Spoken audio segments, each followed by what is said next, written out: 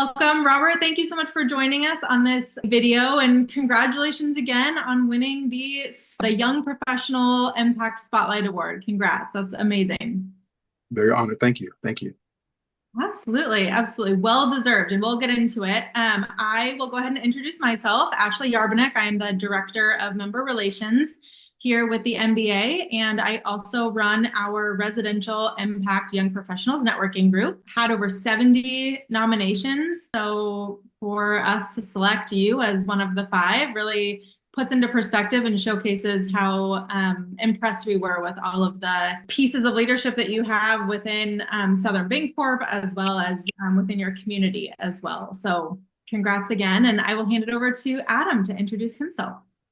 Hi, my name's Adam Wayne, and I am with PennyMac. I cover the non-delegated correspondence sales for our correspondent division out west. And I'm also on the mPact Leadership Committee with the MBA. And Robert, I would love to kick it off and hand it over to you to introduce yourself and tell us a little bit about who you are and what you do, where you sit. Sure. I'm Robert Wade. I'm a community development manager with Southern Bancorp. I also serve as a mortgage loan originator.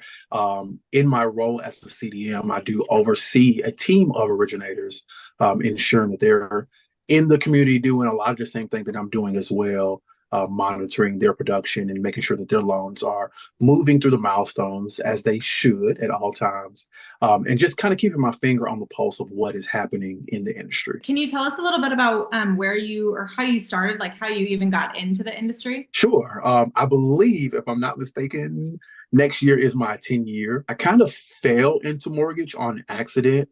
I worked many positions through subsidized housing and federal housing programs. I was a Section 8 caseworker, a public housing manager, and then ultimately became a public housing director and transitioned to tax credit properties and property management. I just didn't quite feel fulfilled in those roles.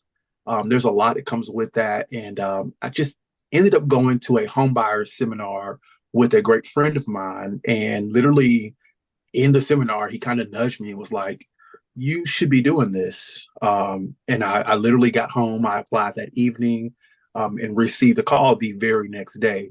So I've been in mortgage pretty much ever since. I started testing for the national exam. I think within 21 days, I was licensed. And so, yeah, I believe next year marks year 10. That's amazing that one home buying seminar can shift within like a 24-hour span, can shift the whole trajectory. It was weird. Now, I wasn't expecting a next day call, but it did feel like, okay, maybe he was onto something. And I've been here for 10 years. I've sat in the role of just being a traditional originator.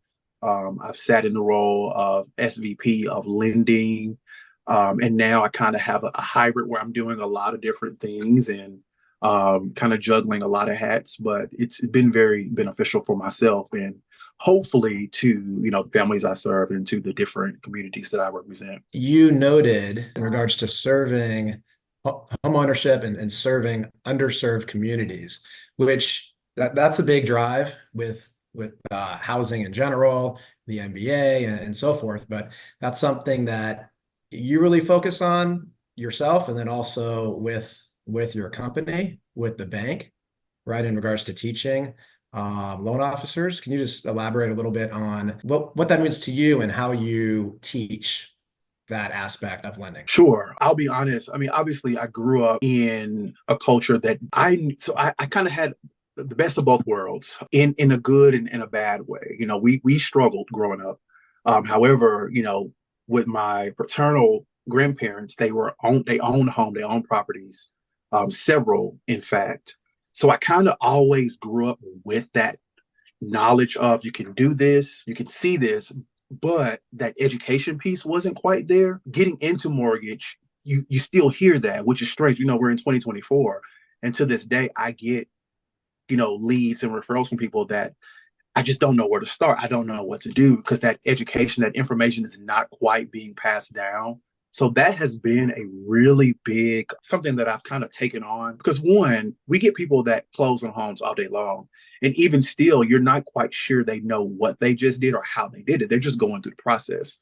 So education is huge. I've kind of been in the weeds and with a lot of community organizations with trying to start that as early as possible. I do a lot of, even as low as elementary school, I do a lot of job fairs and like career day type events to plant some of those seeds to where the children will start to ask questions about saving, about credit, about having the goal and the dream of buying a home and then kind of knowing the steps on what it takes to get there. That's something that I plant as a seed. That's a seed that I like to see planted with, you know, the other LOs on my team, with my team as a whole, even those that are not quite under my leadership, because those questions are still there and there is still such a huge disparity on the education in general. And a lot of that creates the fear, it creates the belief that this isn't possible for myself or for my family. This thing that we wear sometimes when things aren't going quite right, that this is forever. When in reality, you might be going through something right now. You may not be in the place right now to do this.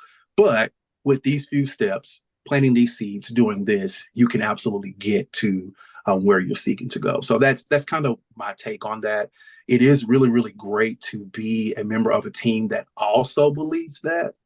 With Southern Bancorp, Southern Bancorp is not a traditional bank. We are a CDFI, which is a community development lending institution, financial institution. So it's great to be able to partner who we are as LOs and team members with a bank that is literally designed to be a resource for, you know, underserved communities, Black and brown families, families that are in remote areas that are not quite getting the same access. So it does make a huge difference when you are serving in this capacity and in this role.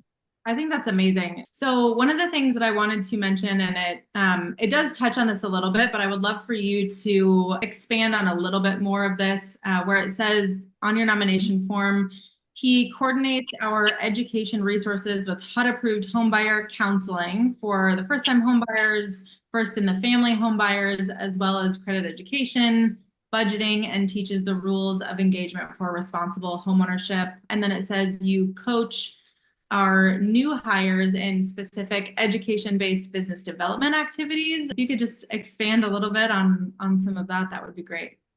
That's a lot, and I know who wrote all that. But it is true. So let's start with our new hires to our team.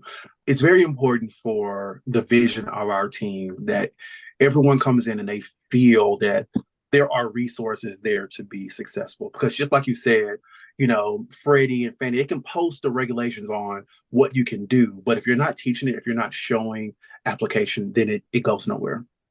So that's something that we like to do with our new hire. So we kind of start there and we'll walk through the remainder of that. Traditionally, in our world, realtors provide our, you know, our referrals. We work them, blah, blah, blah. I don't like waiting on people to send me business. I just don't. So I'm very like, where is everyone? Let me get to where the people are, because then that's an opportunity for me to create my own business and be able to feed back my realtor partners. I'm really big on that. So I have created this brand, Mr. Robert's Neighborhood. It's pure nostalgia. People, it clicks instantly for a lot of people, hits the sweater. I typically am in a cardigan for a lot of things. That is a platform for me that's now currently like TikTok, Instagram, Facebook, but spreading to YouTube with the series that I'm creating of just morsels of information, right? So as we hire new LOs that are coming onto the team, whether their business has utilized a model of social media, I've just been teaching the little nuggets of these are things that you can do to further spread who Southern is, because Southern as a whole, our mortgage division is showing up as a new entity into a lot of our markets. So it gives us opportunity to do two things. We're spreading Southern's name and all the great things that it offers and does, but it also paints a picture of who you are as an LO, especially when you're doing social media videos and that sort of thing. People kind of get a feel of your personality. They kind of get to see who you are outside of emails and texts and phone calls, which may be a little bit more formal. And we know that's a great catalyst in the components of knowing, liking, and trusting someone enough to send them business. So we kind of start there. A lot of our borrowers are first-time home buyers, so they qualify for oftentimes, some form of down payment assistance, which is another risk and another layer when it comes to a mortgage loan. So a lot of those programs do require HUD-approved counseling. So we have a couple options for that, and I don't want to dig too deep into that part, but we have an in-house option through our Southern Bancorp Community Partners, which is our nonprofit arm, and we partner directly with them. I have the great pleasure of kind of facilitating a flow in a relationship with our community partners team. And then, of course, there are other options that are provided through Fannie and Freddie. And on top of that, we, as the LOs, are out in the communities conducting seminars, doing coffees and consultations. So you're kind of getting a big, there's an opportunity to be showered with education for a lot of our areas in the markets that we are originating loans. The third piece that was on there was that you were a NAMBA certified affordable lender. Yes. So again, it's just more education. Being able to know your buyer, your learning habits, your learning histories, your learning perspective. As a certified affordable lending officer, honestly, it's, to me, and this is just my perspective, it's what every LO should be doing, regardless whether you have that particular designation or not. It's really just taking the time and looking at the borrowers or the family's composition, knowing their spending habits, being able to suggest, different ways to budget, knowing how to educate the clients on what the process is, what are the next steps, what does this look like after you purchase your home, what type of savings do you need to be able to maintain the home for the life of this loan? Because after you close, you're on your own, and we don't want to discover that we put you into this home and now something has happened and now your family is suffering. I love that there's that education piece. You're doing great things, Robert, you and your team. I love it. Well, congratulations again, Robert. What you do for the industry, what you do for your community is incredible. And again, out of 70 plus nominations that we received this time around, to be selected is amazing and just goes to show the true testament of what you're doing. And so please keep doing it. And thank you so much. And congratulations again. Thank you for joining us today.